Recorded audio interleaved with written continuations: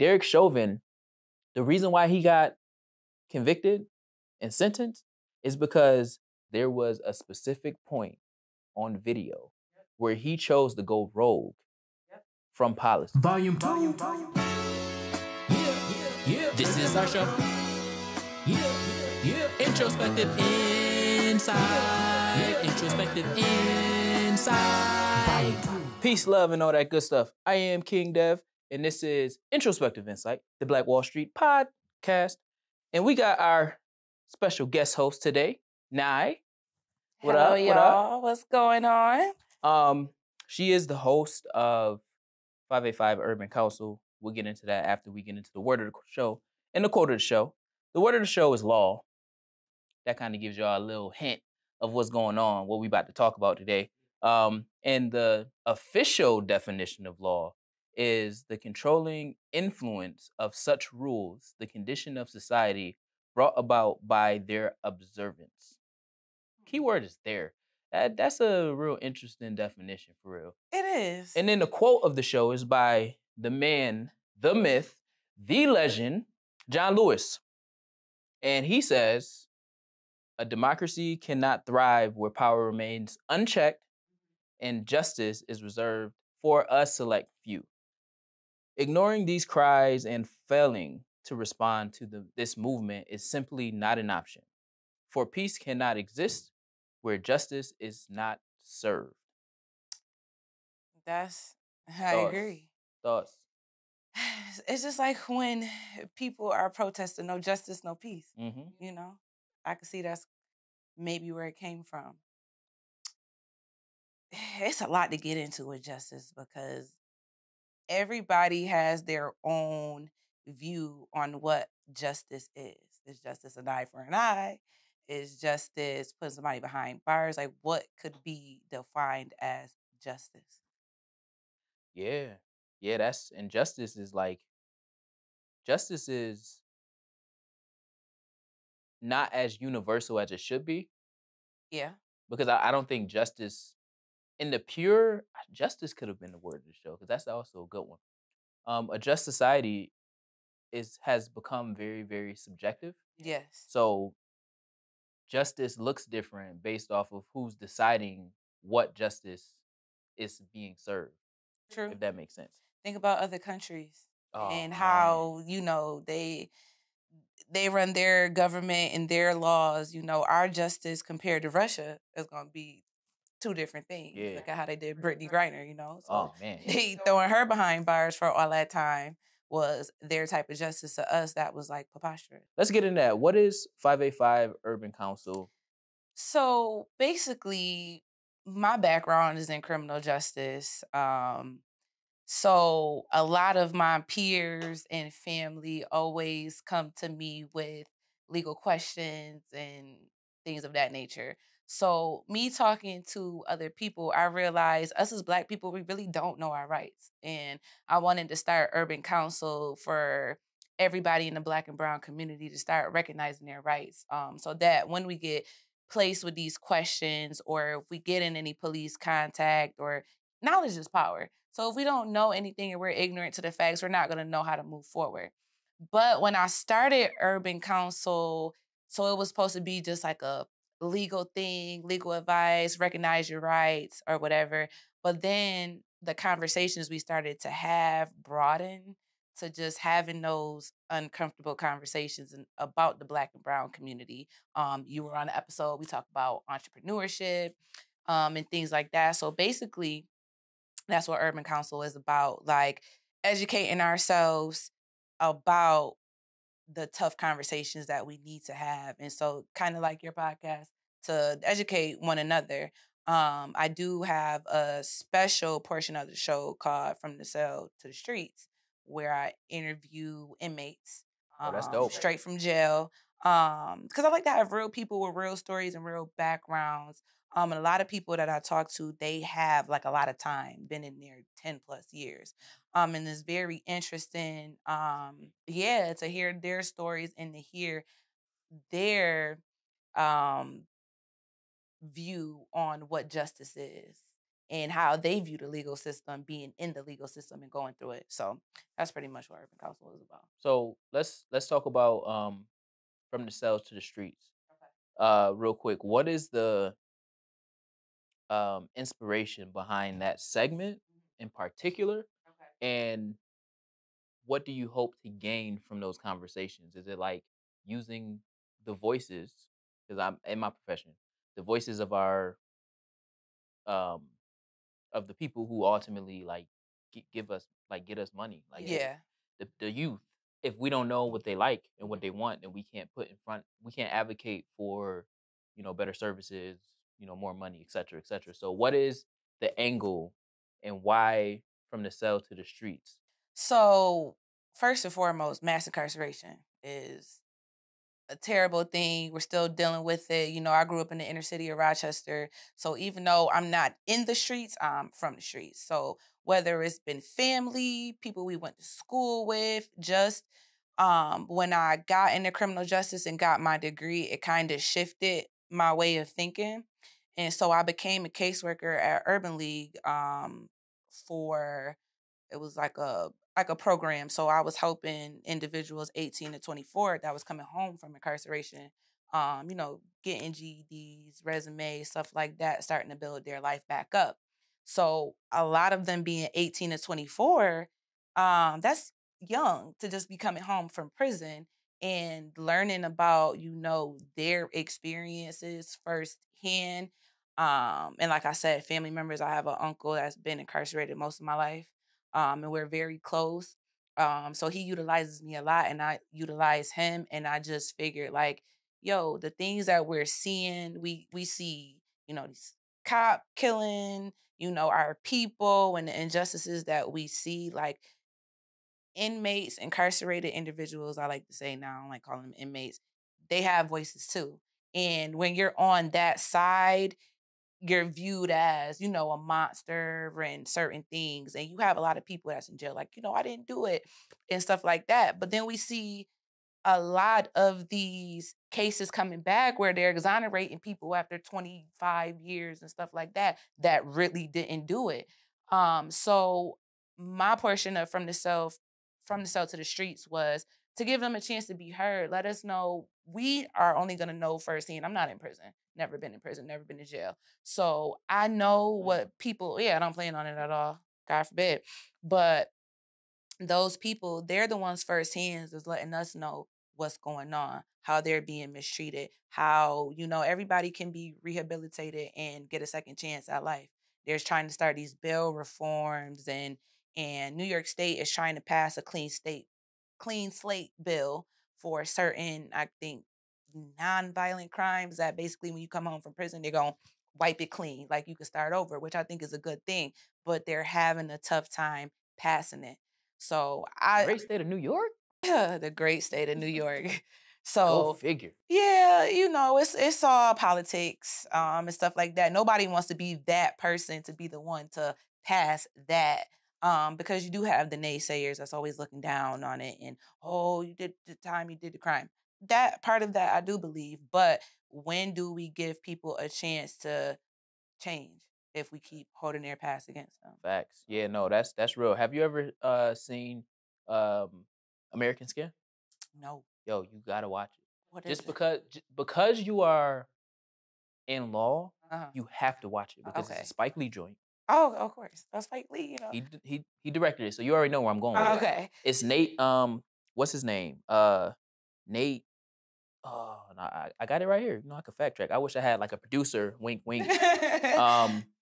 American Skin. So it inspired me to like want to write a movie from that perspective.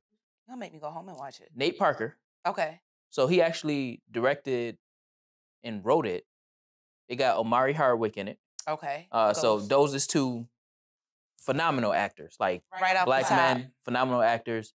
And I think Spike Lee like produced it. So he didn't direct it, but I think Spike Lee produced it. Somewhere around there. Anyways, that's the movie. Oh, I've seen it. I just haven't. Okay. The one that started. Oh, I did see. It starts off with the cop pulling him and his son over. and the cop end up killing his son. Yes, yes. So basically, it's from the perspective of what you're just saying. Okay. So he takes over. It's an old movie. He takes over the precinct. Okay. A year later. Okay. So the anniversary of them killing his son. Okay. Take over the precinct because everything is going mad slow. Yeah. And he basically prosecutes and holds a trial in the precinct. Okay. With the officers that was like a part of it. Yeah. And the jury is the incarcerated men that's at the precinct. That's gonna be interesting. So, but it's also like whatever citizens was in the, like, basically everybody's hostage. Like, ain't nobody, they ex-military, so they take it over, mad easy, boom, boom, boom. But it was inspiring because it shows the process of the jury, of the deliberations. Yeah. It shows the different perspectives. Yes. It shows the bias to like prisoners in a sense. Like it's so dope. It's so well put together. I'm gonna have to watch this. I've seen it. The clips and the it's one of those, like, I think I paid to like watch it on Amazon or whatever, but it was one of those movies where it's like, yo, that was dope. It was because really dope. We don't see those perspectives. We generally see the killing and then like the story about the killing, like the way they see us, like that. Like we see the killing and then we see the trauma behind the killing, but we don't see that part. Yeah, stuff like that be hard for me to watch. Yo. It is very, like, my niece and my nephew and stuff like that at home. They know when it comes to, like, racially based, like, movies, we got to go easy because I got to go to work the next day. And, like, some stuff still has me in a chokehold from, watching it. But I notice movies like that, like American Skin and stuff, it raises uncomfortableness in our counterparts. Yeah. Which I do understand why, but I don't, because we have to watch these slave movies all the time and certain things like that. But it seems like when it comes to a counter way of thinking or Black people being like on top, it's kind of like, oh, these movies shouldn't happen and it's racist and things like that. You ever seen Bright with Will Smith? Yeah. I love that movie because it just shows basically how, like, the aliens and stuff, they were Black people.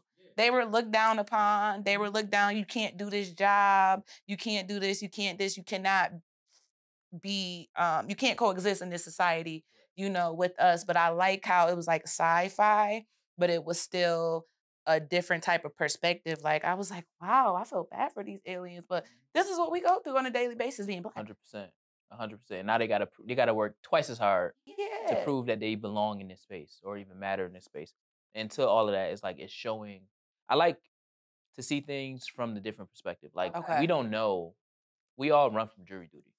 And if you're not in a major city, you generally don't necessarily do the real work. You do something on some like petty crime or something real small. You don't sit and you're not a juror on like the George Floyd case. I'm a big advocate for Black people in doing jury duty. 100%. I had to like check my mom a little bit once because she was just like, oh, I don't want to do it. And I was like, Mom, you gotta do it. And I was like, you have to understand that I worked in the courthouse. So, when jury selection comes, I can see 100 people lined up outside. And maybe out of 100 people, 5 of them is Black. Maybe out of 5 of those 5 Black people, they're mixed of some sort. You know what I'm saying? So it's just like the statistics are low. People don't want to miss work, miss money. So it's a lot that goes into it. But you have people that don't go through the things that we go through making decisions for us. Making decisions. If I had to be on a jury and a guy grand larceny, let's say he stole an air conditioner or something, a couple of them or whatever, but his family, they want to try, the DA is going to do their best to paint this person out as a monster. But me being who I am, I grew up on the kids call it the Lower East now. East Main Parcells area, the East Side. If he can't afford that, he got 5 kids, they hot as heck in the house in the summertime. You know what? I might be like, yeah, he shouldn't have did it. He shouldn't have stole the air conditioner. Do I think they need to prosecute him for all this time and make him pay this big amount of money that he don't have, back? It's just that we need more people like us being able to sit on the stand and be like, you know what, we gotta figure something out. And it's not to say that I'm cool with people committing crime, because that's not what it is. But we have to be more realistic. Those people that's born in the suburbs that had the privilege, they don't kind of understand the things, that we go through. And this ties into when I got into criminal justice and everybody was like, oh, you're going to school for criminal justice, you want to be a cop, you want to do this, you want to do that. You need to go to school to be a cop. You really don't. But I used to be embarrassed to say, you know what, because I used to want to be like juvenile probation. That's what I want to get into. I work with kids on the side as a youth advocate. So I feel like kids are the future. So we need to build them up. If I didn't have the people in my life to help me, I still can't even believe it. I got a college degree and I paved my way and I'm working with the public defender's office. Like, that's a big accomplishment because the statistical data says people like me shouldn't be able to do that. So when I started to get into the field and stuff like that, and people our own people, Black people, look down upon me, it was kind of like, damn, no, I'm not an op, but y'all should want somebody like me that's been through the struggle, that's from the streets, that's know what's going on. I would rather somebody like me be a cop than somebody that's from these suburban places that didn't have to deal with that, come in and police me. I was watching Drink Champs, and Nori asked T.I. about the Thugger case in New York. All right, yeah, let's get into this. I can't place judgment because I guess I'm not in it, and I don't know how Atlanta law works. Nah, the law is universal. Okay. So how about Tip? How did you feel? What law? He said the law is universal. It ain't about Atlanta law, but it is, though. It is. Like, I feel like Tip, it's one of those things where it's like he has a dual relationship with the law. So he knows the law from, like, being a defendant of the law, and he knows the law from how he learns the law in jail. Like, I think jail is probably one of the biggest resources to Black men because that's the only time they really apply learn. themselves Yes. to do something. Like Yep. how old boy from that basically represented him turned into a lawyer, that 50 Cent that show. Oh yeah, that show For Life? For Life, Yeah. yeah. I forget his name, but Yeah. he went to jail off of, like, wrongfully convicted, and he taught himself law to get himself out of jail. And he found out that it was one state that allowed inmates to become, or incarcerated people, to become lawyers and take the bar and everything. And he had a white man that like believed in him and helped finance that process. But I don't think that law is universal, because I think law is fluid. I think law is very subjective to the person reading it, because it is written so you can interpret it in the ways in which you need to interpret it. And I remember taking business law, and I asked my professor, like, why is this written so loosely? So, like, if I have a certain understanding of culture, I can apply it to my understanding specifically. But if you read it, you can apply it to your culture in a completely different way, and it's both true. As long as you can tie it back to this very generic text, then it is the law. That's hard though, because when it comes to like prosecuting people, they'll have their way of interpreting the law. And when I took law, it was so crazy because like penal law, criminal procedure law, all these laws that were written back in the 1700s, whatever, when they were written, they, the Supreme Court has to go back now and rewrite them because it has to adhere to our present day life. So it wasn't cell phones back then. It wasn't certain laws and stuff, back then. But it's hard for, T.I. to say law is universal because it depends.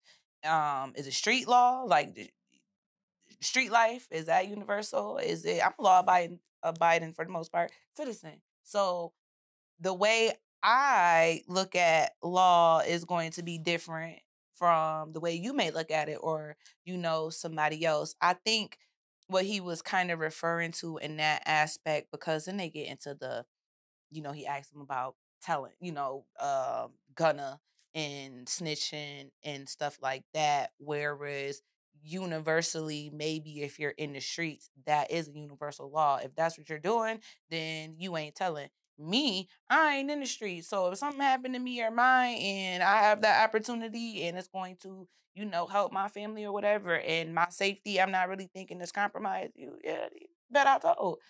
So, it depends. Law isn't universal, because if that is the case, then I feel like us as Black people would be really seeing the justice that we deserve. And we don't. We ain't even getting reparations. We not even getting, certain things where you would think it's common sense if it was universal, but Yeah. No, I agree. I especially on the telling thing. It's a slippery slope, because I'm upset with my Gunna, though. kids at work know that I'm a snitch. Like, I changed the narrative of snitching, which is super funny to me, because like, I tell my kids, like, yo, if you do something, I'm gonna tell your parents. Yeah. But it's out of love. Yeah. Like, I'm going to do what I do. Yeah. But if you continue to do this, I understand that I have my limits. Right? Like, this is something to where, and then I'm not telling under the intention of getting you in trouble. Right. Because I tell them all the time, listen, and at any point if I'm lying, check me. Check me in front of your parents. Like, because at the end of the day, if you don't want me to hold you accountable, then don't do it. Right. Like, it's one of those things where it's like, yo, and I put it on my wall, I am a snitch. I tell parents. Yeah. Because I also have relationships with parents. Right. So I'm seen as big bro. Right.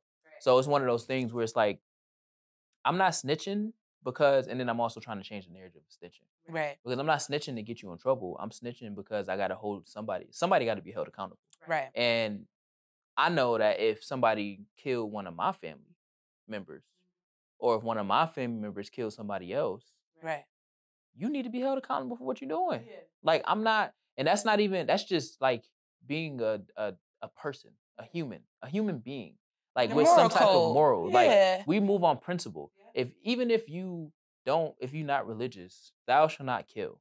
I don't feel like I have the power, or I should have the power to choose who lives or dies. Like, I feel like the universe is gonna deal with that itself. Right, definitely. But I don't want, like, there's multiple ways. Like, I have zero patience for adults who choose to be childish. Yes. Kids can be childish because kids do kids thing, like we were just talking about. But adults have the ability, like they have a point in which they make a decision. Yeah. Like Derek Chauvin, the reason why he got convicted and sentenced is because the prosecutors and the police department can see the moment that he chose to kill him and not obey policy versus obeying policy. Yeah. So, like, my theory, my assumption, because I watched that whole case every day, or I was listening to it. Yeah. And my theory, and I wanted him to get on the stand.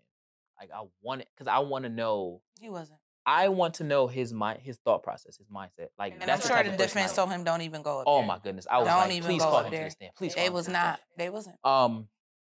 But I tell people all the time, that's not.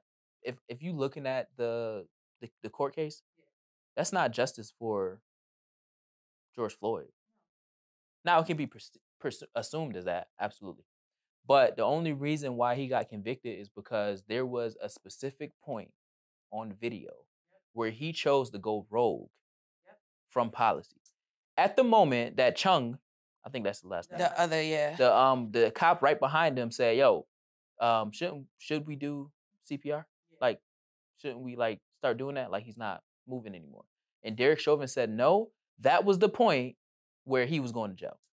If he would have got off, I'm gonna let you go. If he would have got off and started to commit CPR and give him the care, he would have got off.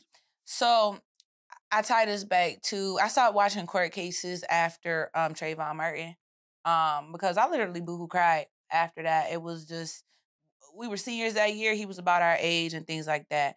But I remember having a conversation, especially learning in school, that there are literally policies and procedures in place that allows certain things. So, like you said, Derek Chauvin got convicted because he deliberately went against a policy and procedure. However, if we tie it back to Trayvon Martin, Florida has a stand your ground law. Even though 911 told him to retreat to do that, here in New York State, we have a duty to retreat.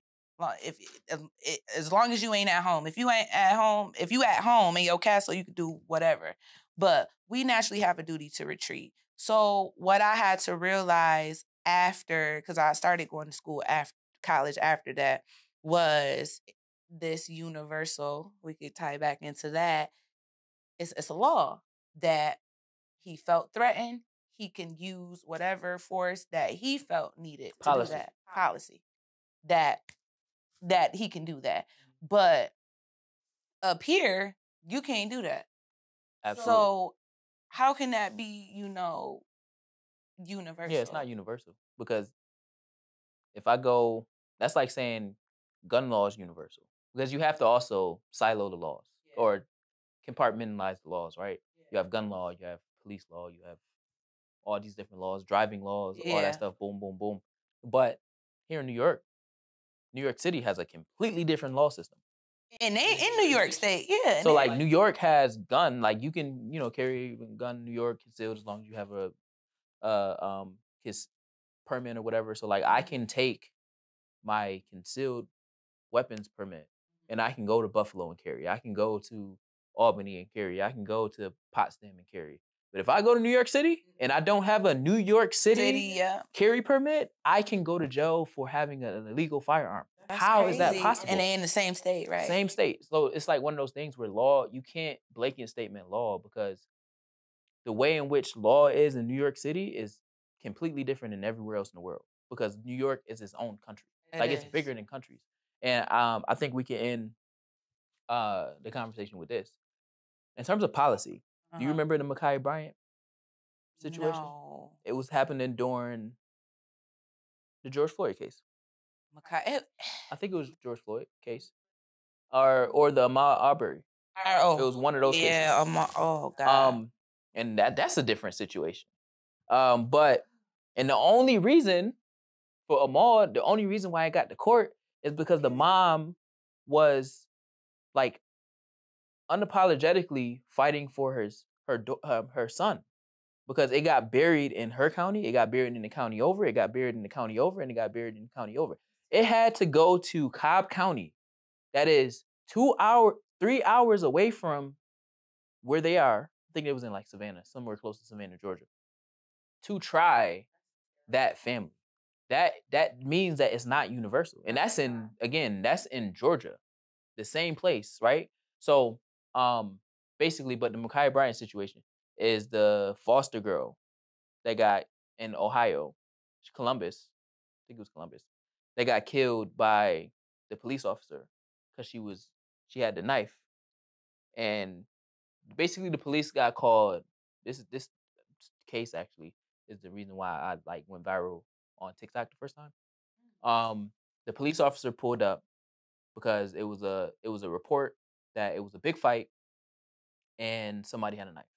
Oh. So Okay. so when he got off, they were you know how black people was a big crowd. Was she a teenager? Yeah. Okay, yeah, I remember this. It was a big crowd. She was young though. And yeah, she was in foster. She was in foster care. So the narrative is already messed up. Yeah. So he gets out, and within 3 seconds of him getting out, they start fighting again. So he gets out, but he's... Oh, yeah, I remember this now. Yeah. Yes, and it was mad of them. It was mad of them. Oh, my goodness. Yo, I watched the video over and over and over again. And I'm asking questions like, yo, what is discretion? Like, what does the policy say? Because he didn't roll up. Backup. He didn't roll up with sirens. He didn't announce himself. And he shot first and asked questions last. So if I'm, as a police officer, pull up, nobody acknowledges my presence, and I start shooting first, and then I ask questions after, and then I say, oh, I feared that she was going to kill her. So I shot her. He could have used mace, a taser. And I'm like, this is happening, but again, because we have to play both sides, right? This happened in 3 seconds. Yeah, Like yeah. I'm watching it and I'm like, okay, so from the time that he gets out, pulls up, get out the car, when did they start fighting?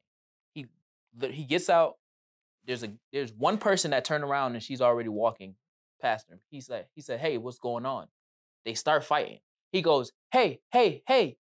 He said, hey, hey, hey, don't do that, don't do that. Pop, pop, pop, pop, pop, pop, pop. Shot her 6 times, died. So I'm like, so what is the policy around, because a knife is non-lethal, technically. Because you can get stabbed and still survive. Yeah. Guns are lethal. So it was like, so at what point does the policy say use non-lethal force for non-lethal? Like he could have easily, even if she stabbed the girl, but they was fighting. Yeah. So even if, like, it wasn't like she was over her and she was like, Right. They were fighting. So the girl was actually trying to get her not to stab her. So even if the girl got cut or whatever, she's living. So he, with all the body armor on, could have, oh yeah, I'm getting to that. Even with all the, the equipment on, he could have went and, because they was at the car, so they were still a little bit far from her. But like, they were rolling, like they fell within a foot from him before he like pulled the gun out. And you see the gun like, hey, stop. Pop, pop, pop, pop, pop. By the time she was at the car. But the girl is in close proximity to the other girl. So you could have easily accidentally shot the other girl. Right. So it's like, and then you think about like Breonna Taylor. I knew it was what was the they said, what did they charge them with? Like I never heard it before, but it's like basically you negligently shot into the apartment, endangering the other people in the other apartment. So we're charging you for that, but we're not charging you for her murder. Yeah. So it's like, and then they were using the boyfriend shooting at them back. So they're using all these things to try to justify what policy trumps other policy. Basically, all I'm saying is, shoots them, never identifies himself as police. Yeah. So if the only, like literally once his gun goes off, you see everybody turn like, oh, shoot, somebody shooting. Oh, it's the police. Yeah. And then now everybody's mad because the police just shot the black girl. Yeah. And right after, when it went like viral, oh, he's racist, da da da. I was like, I don't think he's racist. I think he followed the policy of the system that he's in. But now we got to stop immediately diverting to racism when it's talking about the law. And now we have to ask, well, what is the policy? What is the policy around? Like, every policy can't be discretion, because then that means that each person subjectively can decide who to kill, who not to kill. And then he gets off because, like, I'm looking at it, I'm like, oh man, she got a knife. Yeah. Oh man, it looks like she's gonna stab him. Oh man, he shot her because he felt like she was gonna kill her. Oh man, he gonna get off. And what happened? He got off. Yep. So I say all of that to say, when I was going in on TikTok, it was like, I understand all of that. Yeah. And I'm not saying that, I'm telling you, he's gonna get off. Right. Just because of how everything transpired. But using George Floyd case, what was the call? Was it a level 4? Was it what code was it? Because if it was lights and sirens, he didn't pull up with lights and sirens. No. So that means that everything else that he chooses to do after pulling up is illegal because he didn't follow policy. Exactly. Which means that, again, this has nothing to do with him being a racist cop. This has everything to do with him not following policy and aka law.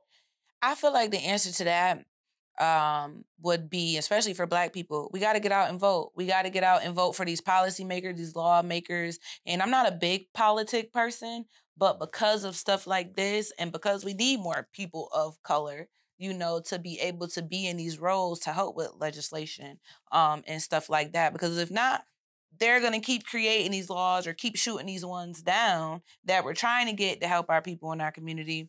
And stuff like that, because you just made a valid point. Is it racism or is it policy and procedure? What are these cops taught? Yeah. And I think it's a and is conversation. Like it is racism and policy. Yeah. and its racism is the system. So it's and is. But again, we cannot, as Black people, start off the conversation saying he is racist because that don't mean nothing. Like, I don't think that Derek Chauvin is racist. I think that he got comfortable within the system that allows him to ooze racism, right? To ooze prejudice. Like, I don't care if you're racist or not, because at the end of the day, you killed a Black man. Like, I don't care about that. We can't say these Black cops that killed It's Tyrese, racist because then we they Black. ultimately trump the Black people can't be racist, which we can't be racist. We can't. Even though they're in the system of power, we can't be racist. So that means that they're within a system that's allowing them to do that. You seen that with the gun trace task force in Baltimore. They use the system to abuse the system and ultimately gain. So it's like, yeah, I'm all in the law stuff. Like, I can do this for days. Yeah, we really could, because we just really scratched the surface. Yeah, we scratched the surface. We did. Might need a part 2 later down the line. And I when I'm in, we can always chop. Definitely. When I'm in town, but also I do it virtual, so we can have anyway, part 2, part 3. Any of your law people that you know. I got you. I'm trying to get an attorney. I'm trying to get one of the public defender. But I want to get a real cop. I don't want to get the cop that is in the office that talks about how to talk publicly. I got one. I'll see what we'll chop it up. Yeah, I always wanted to talk to a cop. Or a retired one, RPD. Yeah. I want to talk to one that doesn't have the blue wall stopping them from saying the things. This one that I'm thinking of, he's Black. I don't think so. He was one of my professors at MCC. He was real dope.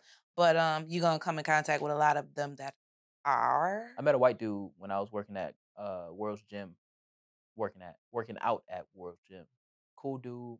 He on the west side of the city, Jefferson. And I asked him to be on the show because he cool. I'm like, yo, but he was like, yeah, I can't do that because the policy doesn't allow us to talk to people without approval from the department. But I always wanted to we have to bring cops into the conversation. Like Rock Freedom Riders, I just launched it as a nonprofit. Go on 13 Wham. I'm on the news or whatever. And part of that is, so my Not So Urban Community Conversations podcast series is now going to be housed under Rock Freedom Riders.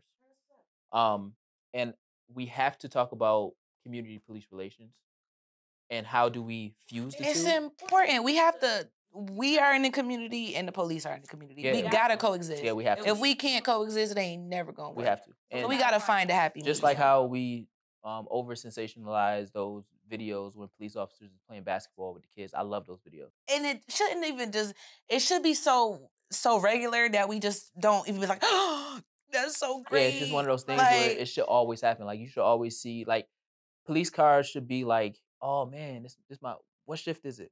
Oh, Officer Timmy is on. Like, you know what I'm saying? Like, it should be like, oh yeah, because that's the resource. And I tell people, if I can humanize you so if I know you outside of the uniform, I can humanize you while you're in the uniform. That's a fact. Which means that then I can talk to you as a person instead of a cop. A person versus talking to your badge. Yeah. And now you regurgitating policy. Yeah. And that's part of the fear. I don't know who I'm talking to. Like, if I pull you over, I don't know what you got. And you got dark skin, and it's like dark outside. Like, oh man. It's an automatic fear, yeah. Oh, the car is dirty. Oh, the car is hoopty. Oh man, I already know what comes with this. Yeah. All right, what do I have to do to protect myself? Oh, have my hand on the gun. Yeah. But for us, it's like, yo, that's unsettling. Yeah. Because I've seen all this stuff. I've seen my hands. You know what? I could see a Black person pulled over and I'm slowing down with caution. I see a white person pull over, I'd be like, yeah, because I gotta. Sad. Yeah, that's sad. Yo, so I'm one, because again, I'm an educator, I'm a youth worker. I work with youth before they enter the system. Okay. So I'm a big proactive person. Like, police should be in the community consistently, proactively. Yes. Stopping or deterring crime from happening, right? But it's only so many police officers that can be on the beat at the same time. Right. New York's too big for every police officer or NYPD to be everywhere all the time. So the conversation then shifts from police to resources, which is why, like, defunding the police is a conversation of resources and not taking away officers. Yeah. So it's like you have to shift in terms of understanding, okay, so if we're talking about inner cities, right? What do inner cities need? What resources do they need in order to feel like they can be or strive without having to commit a crime to feel like they have to survive, right? So crime, I think crime is synonymous with fight, flight, or freeze. So it's the fight mentality of survival. Survival of the fittest. That's really what it is. It's, I mean, in a sense, right? If we as humans didn't over intellectualize things and we lived as animals, then there's no such thing as crime because we would kill each other in order to survive. You think about lions.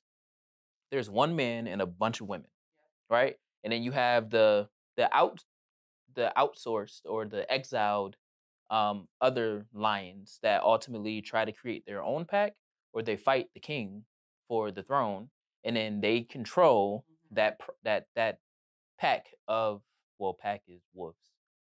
Dang, what is But I know what what is you mean. lion? It's giving me Lion King, Scar. Yeah, well, everybody Mufasa. know Lion King Yeah. is my movie, right? So it's giving. And the only fictional thing about Lion King is Scar was actually a part of. You know, the actual, he was exiled. But I always think about it from Scar's point of view. We first wasn't he like trying to get with Nairobi at first? I always try to think of, I think Scar needed his own movie and his own background. No, I agree. Because it comes back to the survival of the fittest. Like, what did he feel like he was missing? And I think it's bigger than like power and stuff like that. But why did he feel so exiled to be the one that wanted to control the power? But just think about, so part of the issue was, the fictional part is he was still around. Right. But the factual part is he had to kill Mufasa to assume the throne. Right. And control Pride Rock and, all the stuff, right? So I think it was more so about legacy versus like pride and all that stuff. Like it was me that had the throne next until you came along, Simba. So it's one of those things. It's one of those things, but you could translate that into street life now. Oh yeah, 100%. And yes. Yeah. Our people. I just want us to learn and to do better. Because it's just like we out here killing each other. And we are. Correct. But there's no throne though. But a lot of it is for money, power, control. Oh, 100%. Oh, 100%. I advocate nationally for youth programs to pay our boys. Because generally our boys are on the street because they're trying to make money. So I know that I stayed in my youth program because they were paying me. And if they weren't paying me, I was chasing the hoop string at school, at a practice, or on the basketball court, track, or volleyball court. So like I was always occupied in something that was connected to where I'm going. But if I didn't have those realms, if I wasn't athletic, I would have been on the street somewhere, playing basketball, having the same dreams, but still trying to chase something else. If I didn't come from a pretty much stable environment in terms of my family, it was still in poverty. We wasn't poor, but it was like, oh, we can't afford that this month, or we can't, you gotta wait till I get paid, or nah, you gotta choose one or the other, not both. We wasn't that privileged, but we was privileged enough to have, and we talked about this on your show. Like I didn't really, my first time buying a pair of Nikes, like real name brand shoes, like the superhero pack Kobe's that was $200, was when it was 3 weeks before we graduated. So it was like everybody knew that I didn't, I look back and I was wearing Rockwear shoes. I was wearing Creative Recreations, like mad different stuff because my dad instilled that in me. Like, oh, you can go and get this, you get this, shopping at TJ Maxx. And I wasn't shopping at Aeropostale and Hollister and all these different places, but that taught me how to coordinate my clothes and like I can thrift because I was doing the same thing at TJ Maxx. And vice versa. I used to hate it because I had older parents. They had me in their 30s. So my dad was kind of like the dad from Everybody Hates Chris. Like, if you don't need it, like, we ain't getting it. And the high price stuff, like, that's not where we, And that translates, and then so then let's tie this back so people don't think we going off topic. That translates to, I'm going to kill you and take your Jordans. Yep. I'm going to kill you or beat you up and take your chain. Because we sensationalize and idolize wearing the chain. Yep. Like being blingy and like being like a show off in a sense. And that's largely because of who we idolize and how hip hop culture has shifted. But it's also because we want to feel. So wasn't my parents wasn't older when they had me. They was like in their 20s. My mom and my dad was drastically different when it came to spending money and like clothing. So my mom would buy me name brand and stuff for the most part, but I was just like mad frugal. I'm frugal to this day in a sense. But my mom will always tell me, if you feel like you look good, then you're gonna have a good day. Right. So my mom always put me in the best stuff that she wanted to put me in and all that stuff. So I never felt like I had to go out and like take somebody else's stuff. Nor was I ever felt like I was like peer pressure to do or like be like somebody else. So I created my own lane. So in contrast to that, I have an older brother. We're 9 years apart. And so we came from a decent household. Everybody had their problems. We did live in the heart of the hood, but my parents owned a house when they were together. Me, my sister, my brother, they're older than me. And because we had what we needed, probably not what we wanted. So because of that, my brother was in the streets. He sold drugs, went to jail a lot. That's what he did. But I remember when he would come home with the latest stuff. I remember when he came home when the PS2 came out. It was like Christmas and it wasn't even Christmas, you know? So I think that the environment and where we come from, because I never been in jail, you know, I never sold drugs and things like that, but we came from a two-parent household, you know, for the most part. And, you know, he chose to do different things and I went down a different path. But with my dad being frugal with money, with you not about to get all the latest name brand stuff and things like that, that's my brother decided, you know, we're gonna get rich or die trying. Like this is what we're gonna do. So it plays a big part in how we move around. It plays a big part. Yeah, we came from a house. My parents owned a house, but you go up the block, it's a corner store right there where a whole bunch of dudes outside selling drugs. Where are you, you know, gonna go?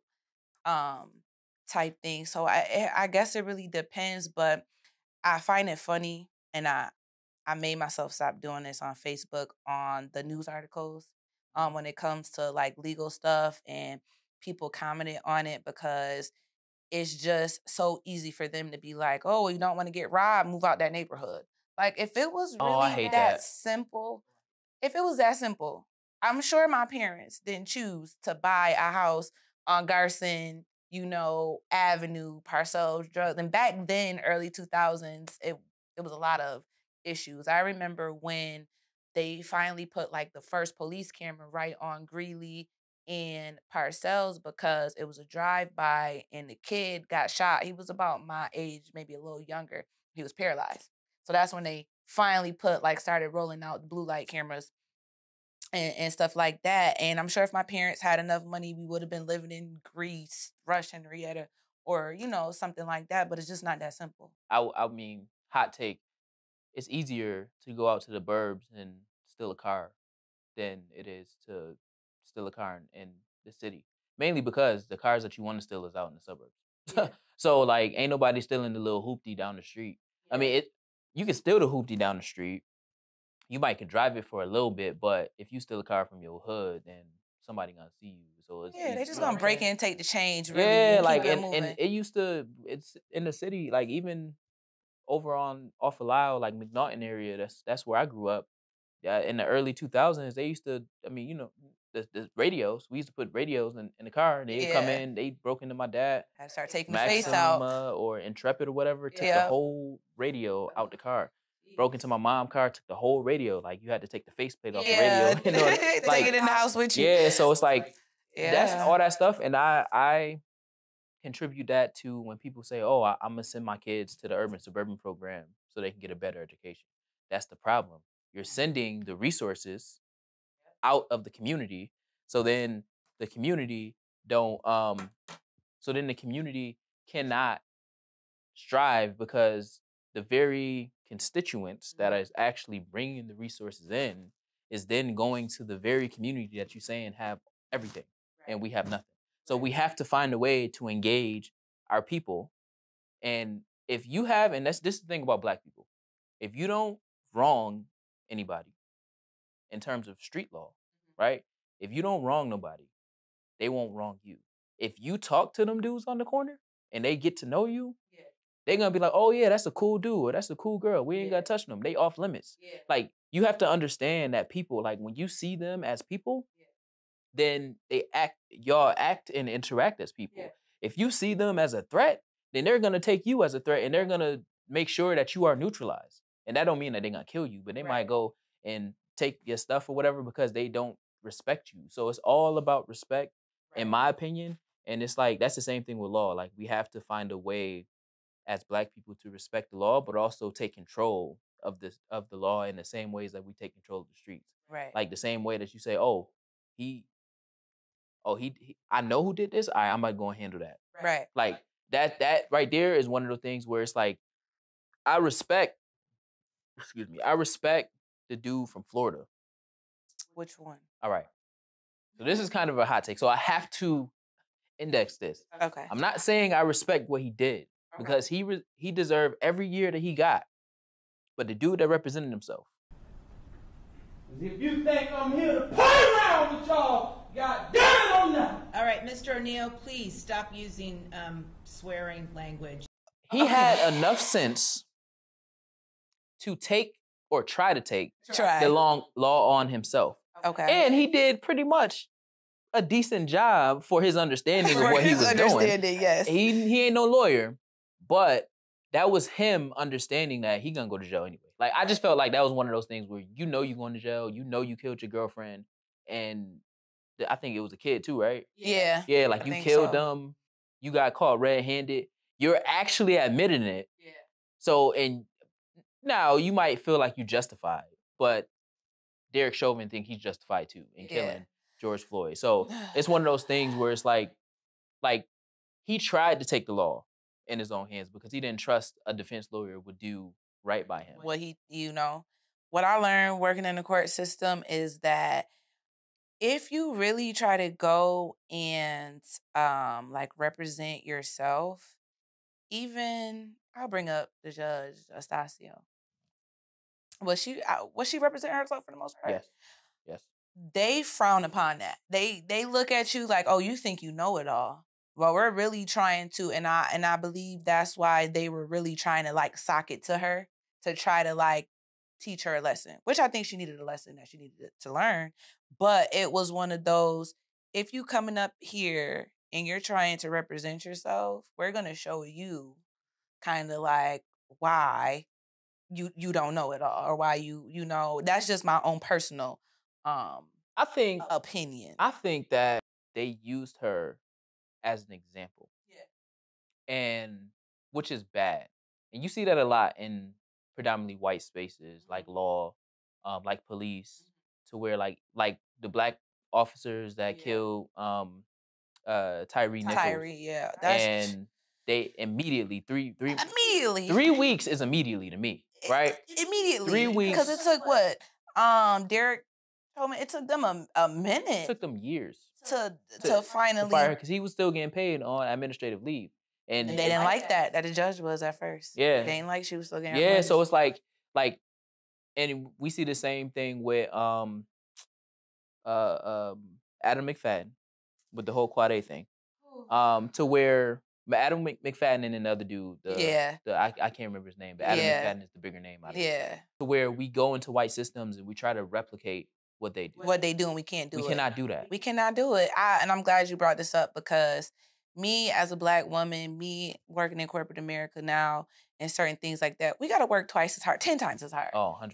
I could have as many degrees as I want under my belt. I'm still not going to be viewed as enough in their eyes. So when we have these community leaders, even like, Lovely Warren, they already think us as people as color, we're not able to get that job done. So it's our duty to make sure not only that we abiding by the law, but we can show them why we are powerful enough to be in these positions. And then when we have our local leaders doing stuff like the judge and Adam McFadden, which Adam McFadden I used to work from years ago, and it kind of like I was very disappointed because you take it from your own community. You ain't take it from them. You take it from us. We the ones need it. It's easy for them to be like, see, this is why, this is why they're not able to be in these higher positions because they don't know. And just make it 10 times harder for those of us that's really trying to be on the straight and narrow. I'm not saying nobody's perfect and things like that, but when you become a public servant and become that face of the community, I know me now, working in the legal system, there's things I can't do like I used to do. There's things, that I just have to shy away from because of the placeholder that I hold in the community now.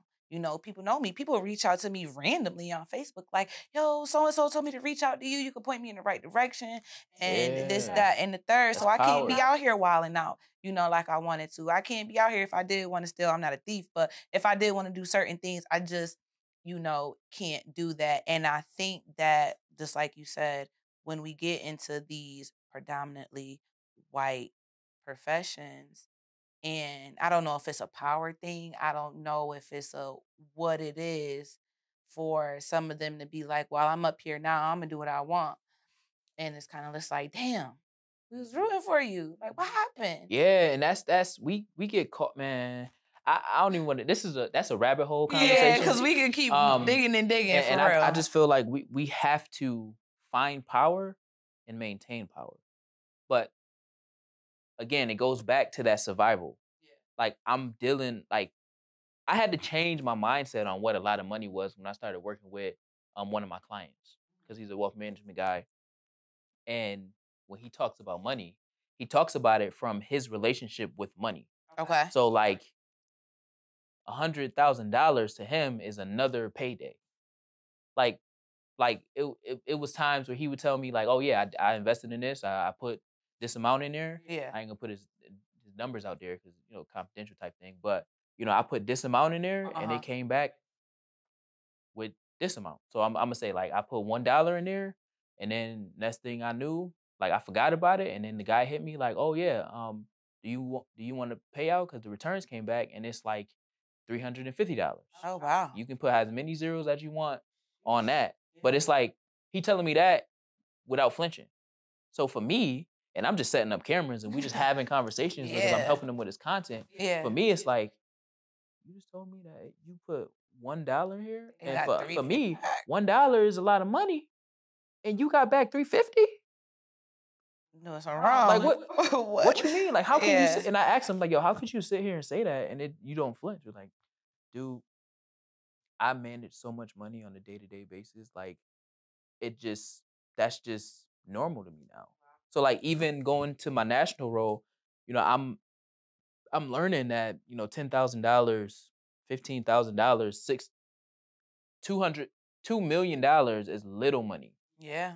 Because once you split that money across, like the various Ys and, like I'm managing 54 Ys. So you split 2 million across 54 Ys, and then you paying bills like salaries and for conferences and stuff. That ain't enough probably. That 2 million go down to 7,500 real quick. Yeah. So it's like, dang. So when you really understand it, and we don't understand, and when we're talking about law and stuff, we don't understand that when it says no jaywalking, unless boom, boom, boom, or if we're not going to see like it was one time where I looked up like the stupidest laws in New York, or like state by state. Okay. Like I know like on one law was like on a Sunday you can't eat ice cream or drop ice cream or some stupid stuff like that. But it's like, if you're not curious about knowing them things and then you go and you do something and some stupid cop knows. Now you hemmed up about it. Yeah, knows about it. And they like, oh yeah, I'm about to give you a parent's ticket because you did this and you wasn't supposed to. And it's like, what you mean?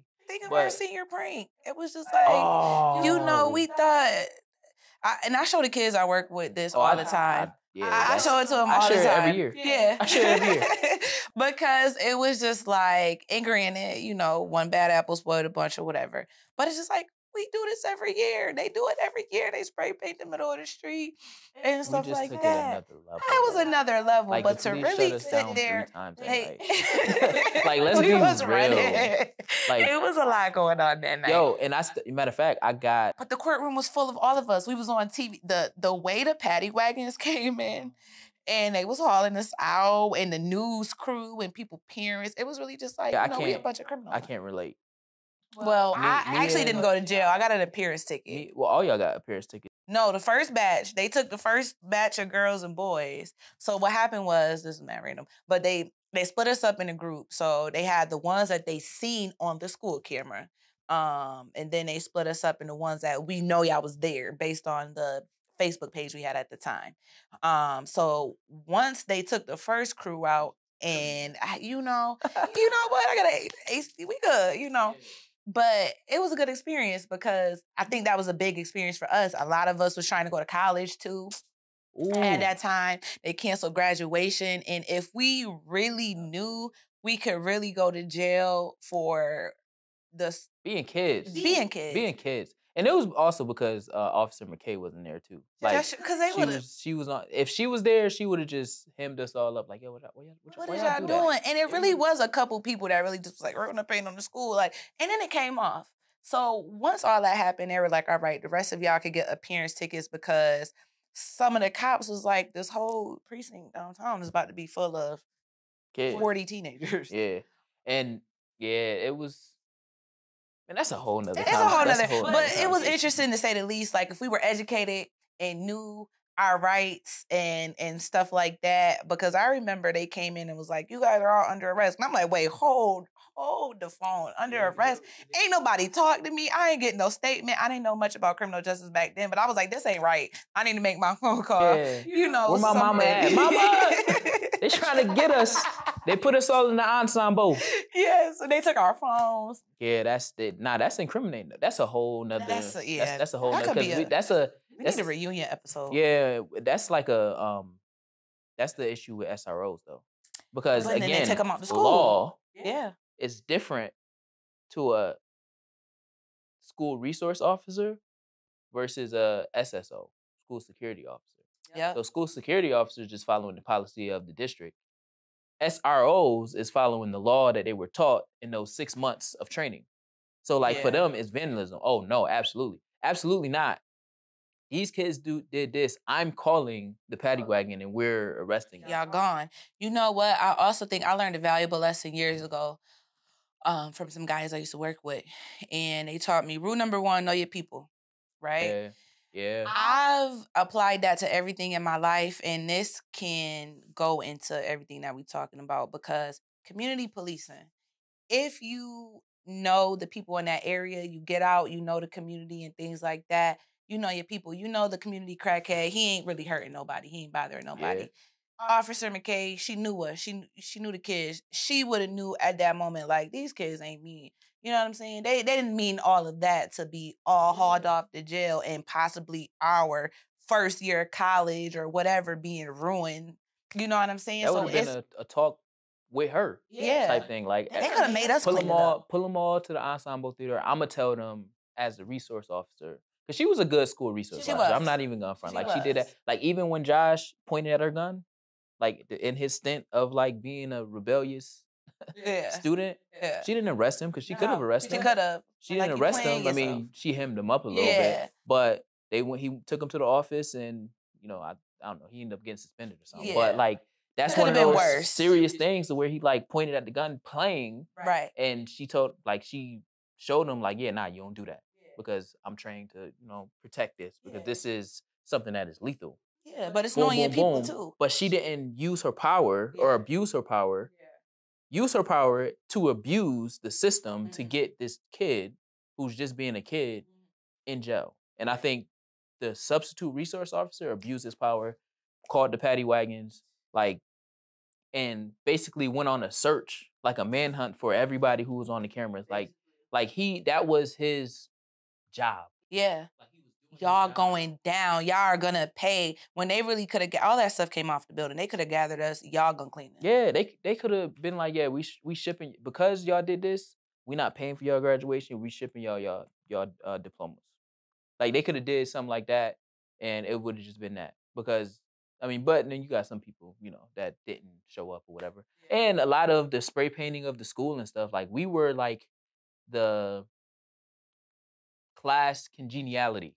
Basically, Like of the our whole school, class, though, of the whole school. our class glued with the two classes before us and the two classes after us, and it was the two classes after us that started spray painting. You know what I'm saying? Like the class 2013 and 2014 that showed up because we was just like that class. Yeah, we was. And it's like, and a lot of what we did is the reason why 13, the student suffered. Yeah, they suffered. They suffered, man. We sorry, y'all. Yeah, I be talking lounge. to them. Some of them like, yeah, my bad. It was our class that got rid of senior lounge because we used to be in the senior lounge with class 2010, class 2011. It didn't matter. We was there.